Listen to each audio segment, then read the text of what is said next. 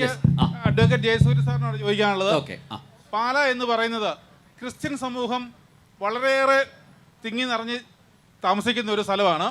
ആ സ്ഥലത്തേക്ക് ഷോൺ ജോർജിന് വോട്ട് ചെയ്യണം, താമര അടയാളത്തിൽ വോട്ട് ചെയ്യണം എന്ന് എന്തുകൊണ്ടാണ് അവരെ എങ്ങനെ ഇത് കൺവിൻസ് ചെയ്യും? അവരൊക്കെ വേണ്ടി എന്താണ് നിങ്ങൾ ഉദ്ദേശിക്കുന്നത്? അതേക്കുറിച്ച് പറഞ്ഞു. പിന്നെ ഞാൻ 2020 ഒരാളാണ്. ഞാൻ ഈ 2020 ഞാൻ ക്രിസ്ത്യാനിയാണ്. 2020 ഇതിലേക്ക് കടന്നു വന്നപ്പോഴാണ് എനിക്കിതിൻ്റെ മഹത്വം മനസ്സിലായത്. അത് ഒന്ന് വിശദീകരിക്കാൻ അങ്ങേക്ക് സാധിക്കുമോ? ഓക്കെ, ഷോൺ മുന്നോട്ട് വെച്ച കാര്യങ്ങളൊക്കെ പറഞ്ഞതാണ്. ഓക്കെ. അപ്പോൾ ഇദ്ദേഹം ചോദിച്ചത് പ്രസക്തമായൊരു ചോദ്യമാണ്. അതായത് ക്രൈസ്തവരെ സംബന്ധിച്ചിടത്തോളം ഇന്നും ഈ BJP എന്ന് പറഞ്ഞാൽ ഭയപ്പെടേണ്ട ഒരു കാര്യമാണ്. അത് ക്രിസ്ത്യാനികൾക്കെതിരാണ്, ന്യൂനപക്ഷത്തിനെതിരാണ്. BJP എങ്ങാനും കേരളത്തിൽ അധികാരത്തിൽ എന്തുകൊണ്ടോ മണിപ്പൂർ ഇപ്പം കേൾക്കുന്നില്ല. പക്ഷേ ഞാൻ ഒരു ഇടവേളയ്ക്ക് ശേഷം ഗ്രാം സ്റ്റെയിനെ ഞാൻ കേട്ടു ജനസഭയിൽ. അപ്പോൾ ഭയപ്പെടുത്തുന്നതിൻ്റെ പിന്നിലുള്ള കാര്യം എന്താണ്? ഇത് കൃത്യമായിട്ടും കേരളം പഠിച്ചിരിക്കേണ്ട ഒരു കാര്യമാണ്. താങ്കളുടെ ചോദ്യത്തിന് ഞാൻ നന്ദി പറയാം. താങ്കൾ ചോദിച്ചില്ലെങ്കിൽ എനിക്കിത് പറയാൻ അവസരം പോലും കിട്ടില്ലായിരുന്നു. അതായത് ഇന്ത്യയിൽ 28 സംസ്ഥാനമുള്ളതിൽ 5 എണ്ണം ക്രൈസ്തവർക്ക് വലിയ ശക്തിയുള്ള സംസ്ഥാനവും 3 എണ്ണം ക്രൈസ്തവർക്ക് മഹാഭൂരിപക്ഷമുള്ള സംസ്ഥാനങ്ങളുമാണ്. അതായത് 25% ക്രൈസ്തവരുള്ള ഗോവയും 41% ക്രൈസ്തവരുള്ള മണിപ്പൂരും അതിന് മുകളിൽ 75% ക്രൈസ്തവരുള്ള മിസോറാമും 87% ക്രൈസ്തവരുള്ള നാഗാലാൻഡും 88% ക്രൈസ്തവരുള്ള അരുണാചൽ പ്രദേശും. അപ്പോൾ ക്രൈസ്തവ മഹാഭൂരിപക്ഷമുള്ള 5 സംസ്ഥാനത്തിൻ്റെ പേരാണ് ഞാൻ ഈ പറഞ്ഞത്.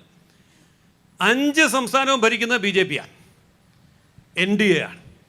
മാത്രമല്ല അവിടെ ഒരു തവണ അബദ്ധത്തിൽ പറ്റിയതൊന്നുമല്ല. അപ്പം നമുക്കറിയാം ഗോവ വളരെ ശക്തമായിട്ട് ക്രൈസ്തവ സഭയ്ക്ക് ഇവിടെ അടിത്തറയുണ്ട്. ഇവിടെ ഈ കേരളത്തിൽ ക്രിസ്ത്യാനികൾ 18% ഉള്ളൂ, പക്ഷേ ഗോവയിൽ 26%. മണിപ്പൂർ വലിയ കോലാഹലം ഉണ്ടാക്കിയ സ്ഥലമാണ് മണിപ്പൂർ. 41% ക്രൈസ്തവരാണ് ഉള്ളത്. അവിടെ ഈ കലാപത്തിനിടയിലും കലാപത്തിന് ശേഷവുമൊക്കെ അവിടെ അധികാരത്തിൽ വരുന്നത് BJP ആണ്. അപ്പോൾ ഇന്ത്യയിലെ ക്രൈസ്തവ ഭൂരിപക്ഷമുള്ള 5 സംസ്ഥാനങ്ങളിൽ 5 സംസ്ഥാനവും ഒരു തവണയല്ല, 2 തവണയല്ല, 3 തവണ വരെ തുടർച്ചയായിട്ട് BJP ജയിക്കുന്നു, അധികാരത്തിലിരിക്കുന്നുവെങ്കിൽ അവിടുത്തെ ക്രൈസ്തവർക്ക് ഇല്ലാത്ത എന്ത് പ്രശ്നമാണ് ഇവിടുത്തെ ക്രൈസ്തവർക്ക്? അപ്പോൾ ആ ക്രൈസ്തവർക്ക് ഈ കാര്യങ്ങളൊക്കെ അനുഭവിക്കാൻ തയ്യാറാണ്. അതേ BJPയെ തന്നെ വീണ്ടും വീണ്ടും തിരഞ്ഞെടുക്കാനും തയ്യാറാണെങ്കിൽ ഇവിടെ നടക്കുന്ന ഈ പ്രചരണം വ്യാജമല്ലേ എന്ന് കേരളത്തിലെ ക്രൈസ്തവർ ഇന്നിപ്പോൾ ചിന്തിച്ചു തുടങ്ങിയിട്ടുണ്ട്. കാരണം ഇലക്ഷൻ വരുമ്പോൾ ആണ് ഈ വാർത്തകൾ വരിക. കേരളത്തിൽ വാർത്തയില്ല. കേരളത്തിലെ കന്യാസ്ത്രീകളെ ആക്രമിച്ചാൽ വാർത്തയില്ല. കേരളത്തിലെ പള്ളിയുടെ സ്ഥലം കയറി മതിൽ കെട്ടി വളച്ചെടുത്ത് കൊണ്ടുപോയാൽ ഇവിടെ വാർത്തയില്ല. ക്രിസ്ത്യാനികൾ കന്യാസ്ത്രീകൾ എത്ര പേര് മരിച്ചു വീണാലും കേരളത്തിലത് വാർത്തയില്ല, അത് ചർച്ചയില്ല.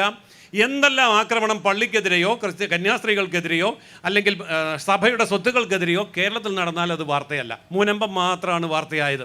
ആ മുനമ്പത്തിൻ്റെ കാര്യത്തിലും ഈ 2 മുന്നണികളെടുത്ത നിലപാട് എന്താണെന്ന് നമുക്ക് വ്യക്തമായിട്ട് അറിയാം. നമുക്ക് മനസ്സിലാവുന്ന ഭാഷയിൽ ഞാനിത് പറയാം.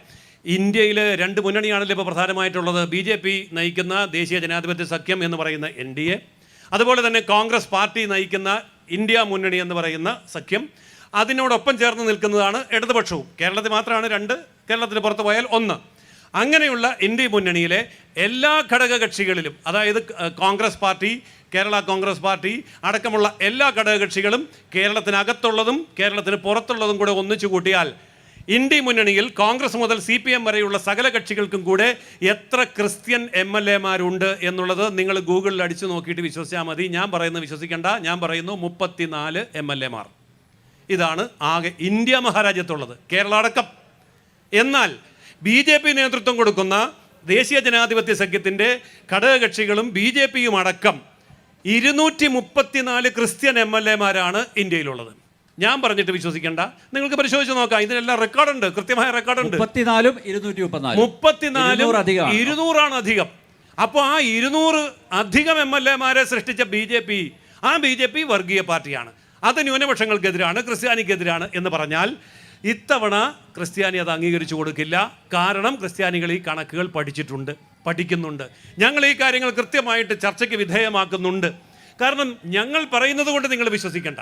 അതുപോലെ തന്നെ ഇന്ത്യയിൽ ഏറ്റവും കൂടുതൽ ക്രിസ്ത്യൻ മന്ത്രിമാരുള്ളത് ഈ പറയുന്ന കേരള മന്ത്രിസഭയിലല്ല, അത് BJP ഭരിക്കുന്ന സംസ്ഥാനങ്ങളിലെ മന്ത്രിസഭകളിലാണ്. അപ്പോൾ ഏറ്റവും കൂടുതൽ ക്രിസ്ത്യൻ MLA-മാരുള്ള മുന്നണി BJP മുന്നണി, ഏറ്റവും കൂടുതൽ ക്രിസ്ത്യൻ മന്ത്രിമാരുള്ള മുന്നണി BJP മുന്നണി, 3 സംസ്ഥാന മുഖ്യമന്ത്രിമാർ ക്രിസ്ത്യാനികളായിട്ടുള്ളത് BJP മുന്നണിയിലാണ്.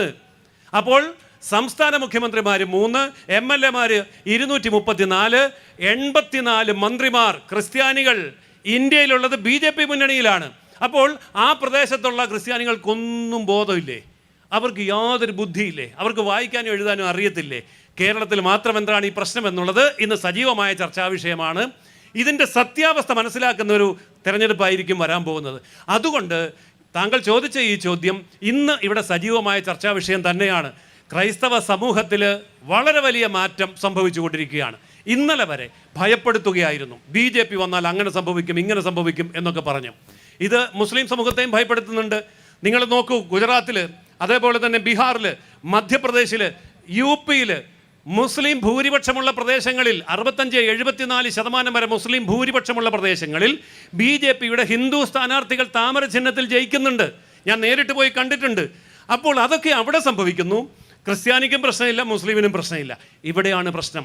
ഈ പ്രശ്നം ഇടത് വലത് മുന്നണികൾ ഊതി വീർപ്പിച്ചുണ്ടാക്കുന്ന ന്യൂനപക്ഷ ഭൂരിപക്ഷ വിരോധത്തെ കത്തിച്ച് നിർത്തിയിട്ടുണ്ടാക്കുന്ന രാഷ്ട്രീയ ലാഭമാണ്. ആ രാഷ്ട്രീയ ലാഭം അവസാനിക്കാൻ പോകുന്ന തെരഞ്ഞെടുപ്പാണ് ഇപ്പോൾ വരാൻ പോകുന്ന തെരഞ്ഞെടുപ്പ്. അതുകൊണ്ട് യഥാർത്ഥ മതേതരത്വം എന്താണ്, യഥാർത്ഥ ജനാധിപത്യം എന്താണെന്നുള്ളത് ഈ തെരഞ്ഞെടുപ്പിൻ്റെ റിസൾട്ട് വരുമ്പോൾ ഇടത് വലത് മുന്നണികൾക്ക് വളരെ വ്യക്തമായി മനസ്സിലാക്കാൻ പോവുക.